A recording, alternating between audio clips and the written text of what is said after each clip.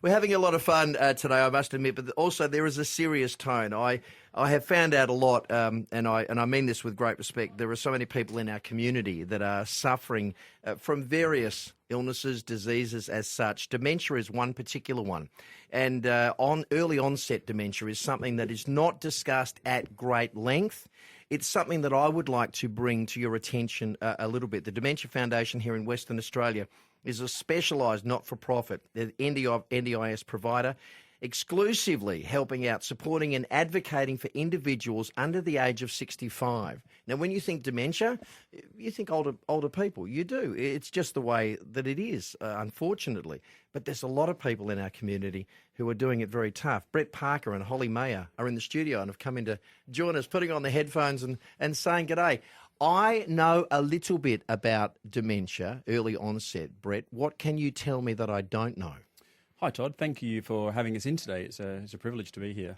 And look, a little bit about the topic. It's interesting you actually use the term early onset. Generally, we would associate that with a person who's got maybe they're a bit older in life. And early onset would be that first stage, the first elements moving into that dementia So journey. am I getting the term wrong? So we use younger onset. Okay, younger onset. Younger. So that means younger in age? Below 65, yeah. Right. Yeah, so generally you're an adult, but you're under 65 years of age where you've got your diagnosis. And that diagnosis is generally referred to as a younger onset. Right, younger onset. So I'm learning stuff. So, Holly, what do I need to be aware of? For example, when my hard drive gets full, and let's face it, we all go to that point where I've lost my car keys. Am I in trouble? Is there a point when we start to think we really do need to look at this as an issue? Well, when you look at dementia, it actually has a very long onset. So when you use that example of losing your car keys, you're actually okay because you know that you've lost your car keys. You just can't quite remember where you've put them. So maybe your beaker's just a little bit too full. Got it. But the reality is the initial stages of a dementia diagnosis, no one knows that you've got it. There's a long silent phase where things are happening in your brain, but there's no external signs of it. Right. So it's a part of a process that can't be seen or discussed, but it's happening internally. Wow, that makes it hard to even work out. It does, but the good news is there's a lot happening in research now that is adding to our knowledge and, earlier diagnosis, earlier warning signs, things to watch out for. Okay. I mean, a lot of people just associate dementia with losing your car keys, the memory issues. Sure. Whereas often, and particularly when we talk about young onset, the initial signs will be more behavioural, loss of interest in things, change in handwriting, changes in the way that you walk. I was not aware of that. So I often hear, Brett, I also often hear of people that will quietly get out of bed and then not get out of bed. They just stay there. Is that a part of it as well? Well, that goes to that very point. You can lose interest. And when interests start to vary and change, some people may put it down to it's winter, people don't want to get up, people don't want to have an interest in what they're doing. Well, maybe there's something else to that. And that's sometimes a slow journey, and it's developmental over sometimes years. But we also joke about memory loss. I mean, I was about to just sort of say that it was so cold this morning I didn't want to get out of bed. Yeah. But I think a part of that memory loss, there's also this, we should joke about it. We're Australians, but also we should learn from it. If there's something there that is niggling in the back of your mind, I'm just thinking this through, Holly, if there's something there in the back of your mind where you think something could be an issue, is that when you go and get tested or get looked at, or how does it work? Yeah, absolutely. The earlier the better. So a lot of people will ignore those early warning signs, It's often associated with, I'm just getting a bit older, so a little bit less interested, a little bit less active, but they can be the early warning signs of dementia. But isn't that normal as well? I don't can want to be. go and play footy or soccer. I don't want to, but is that me sort of sitting back? Well, you need to look at the overall picture. And what we know now around dementia is there are early warning signs and preventative actions that can be taken in early, mid and later in life that can reduce your dementia risk. Got it. I was told also that to learn a second language, third language, drive the road less travelled. When you start to do things by rote, that's when things start to switch off. Does that sound correct? It does, because there's more recent research that tells us that one of the early warning signs, one of the signs of trouble can be that you cease to be able to learn things properly. So you just do Right. the same things, but you don't learn new things. Right. And that can be an early warning sign. What would you recommend I learn, Brett? I think a new language for you sounds good. Really? Yeah. I have trouble with this one. Oh, The only other language you can learn how to read. I was told by a couple of my mates that the only other language that I do know is pretty much after a couple of drinks, and then everyone talks exactly the same language. Yes, Yeah. of course they do. It doesn't even matter what country you're a part no. of. But definitely a second language or, jigsaw puzzles, funnily enough. Well, stimulating. Crosswords. Stimulating. Yeah, this is the point. That's the common So denominator. you're looking for cognitive stimulation. So that's what you're trying to find. And once you try to find what that works for you, because you might have an interest in Sudokus, you might have an interest in word finds, you might have an interest in jigsaws, you may be something where you've been on the tools for your entire life, you still want to do something that's creative physically. So create that element that stays there with you. Stay active in the garden, stay active in planting, stay active in rejuvenating something that you love to do. I think possibly what I'm reading between the lines is prevention is better than cure because it hasn't been cured as such. There is no cure as such in today's world. So where's the research going? Holly, do you know? Well, there's a lot of research that's going on in this space because, as I'm sure you're aware, dementia is now the #1 cause of death in Australia. It's overtaken heart disease. Goodness gracious me. It's scary. There's a 1 in 3 lifetime risk of developing dementia. And if you're lucky enough to make it to your 80s, that becomes 1 in 2. Goodness. So there is a lot of research that's going on. And a lot of it is around that prevention. Right. Because unfortunately at this stage there is no cure. So but there is a really important window of time from when you start to see someone with a mild cognitive impairment.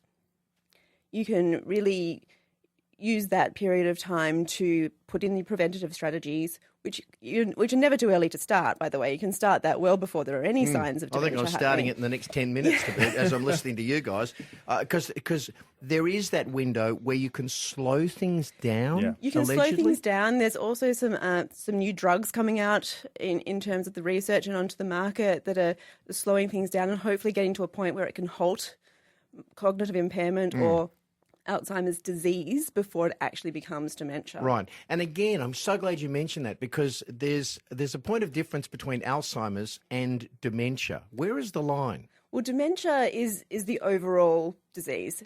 Alzheimer's is a subtype of dementia, but it's the most prevalent type. Got it. Although when we talk about young onset, it's about 50-50. There's a lot of different types of dementias, as we've already mentioned, but when you're talking about young onset, approximately 50% are Alzheimer's and 50% of frontotemporal dementia. Sorry, fronto what? Sorry? Frontotemporal dementia. Okay, what does that mean? It's a different form of dementia. So it's still considered to be quite a rare dementia. There's more research happening with it now, but there is less known about that. As I said, it's still considered to be quite rare. I was told, this is what I know about memory loss. I was told that, for example, certain products in our cooking, certain aluminium in our tinnies, getting into little bits of plastic, getting in there, sludge build up in our brain, not sleeping well. That's what I know. And again, it could be all urban myth, or is there some truth in all of that, or is there some truth in everything? That's where the research really sits. Yes. And it's trying to work out, we're still relatively early on in our development of research. It's got many years to go. But there are some really good facts there, Todd, because you speak about sleep patterns. So sleeping is very important. And the importance that you do hear about normally of getting a good night's sleep, those magic 7 to 8 hours, is really important, but not just from maybe some of the more typical ways and reasons why. But we do know that there is an opportunity there for your brain to be flushed. And so what you're looking for is your glymphatic system to be able to flush through your brain to remove the deposits of proteins that have been left behind. And so a proper night's sleep allows that function to work whilst you're in REM sleep. Is that one of the reasons why if I don't get a good night's sleep, I'm blurry, I'm foggy? Well, that could be the night before, I'm not sure. Okay. Thanks for that. And you went public with that too. Thanks very much. Brett Parker is in the studio and Holly Meijer. They're from Dementia Foundation, Western Australia, not for profit. But I think the message needs to be delivered. That there's no cause as such. That's where a lot of the research is being done. There's no cure as such. There are so many people that are going to be touched by this or affected by it within their family, or it could be themselves. The suggestion is to be proactive, not reactive. What about foods? Are there certain foods that stimulate the brain, the old grey matter? The Mediterranean diet has been proven to be the best diet for helping to prevent the onset of dementia. There you go. But another interesting study that was done quite recently was around probiotics, actually. So for people with gut. People with a mild cognitive impairment. Because your gut is your second brain.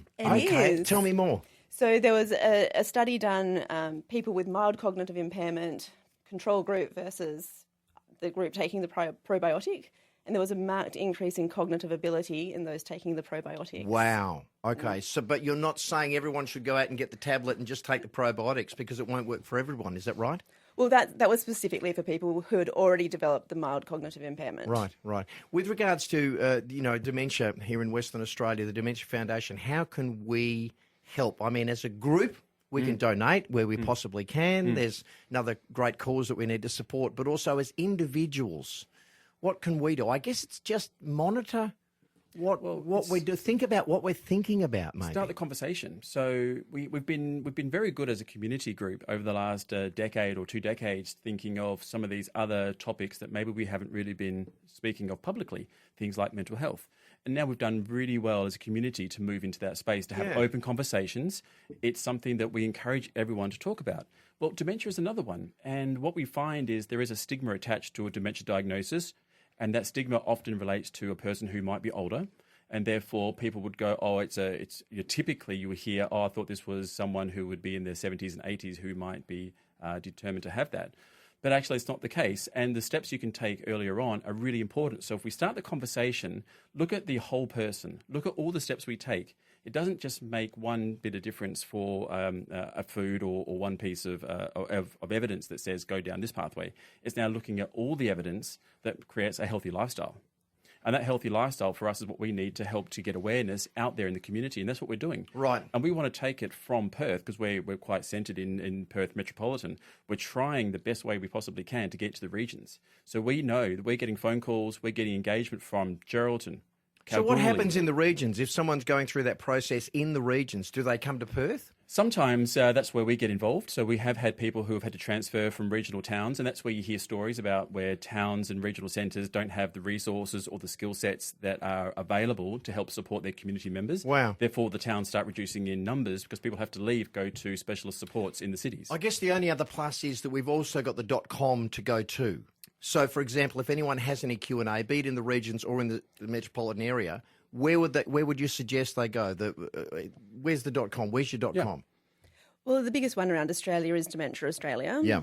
So they're a national body, the peak body for Australia around dementia. So you can get a lot of information from them. We are working with Dementia Australia now, so we're on their directory. So if you call in from WA, they may well refer you to us for services that we can assist with as well.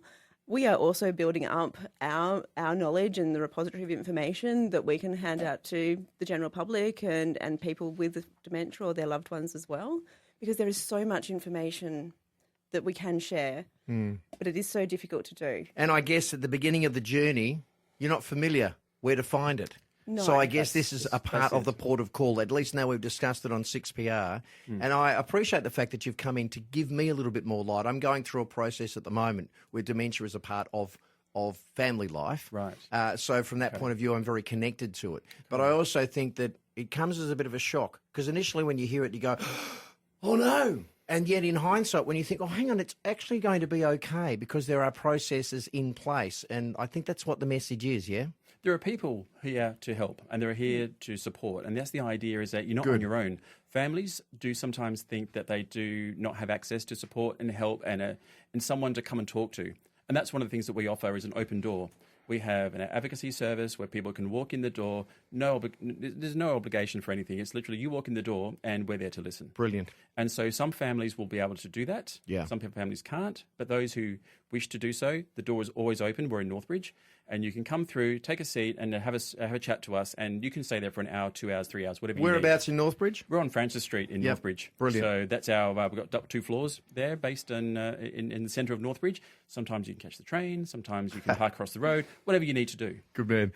Brett Parker and also Holly Meijer, thank you for joining us today and giving us a bit more information. I am a novice at this, and I'm sure many people are. For those in the community that are living with it or dealing with it with family members, they have a lot more knowledge than I. But you you've helped me out. And for those people who have been listening as well, perhaps help them out as well. Thank you so much, and to your listeners as well, for this opportunity. Good on you, guys. Thanks for joining us. Brett Parker, Holly Meijer, the Dementia Foundation, Western Australia. You can see them in Francis Street, which I think is fantastic. Just do the Google search. And again, I learned something. Early onset dementia. No, it's young onset dementia. There's a lot of people in our community that can be helped. And if you think it's you, chase the facts, find the facts, get some help. And if you think it's a family member, ask a few questions. We'll take a break.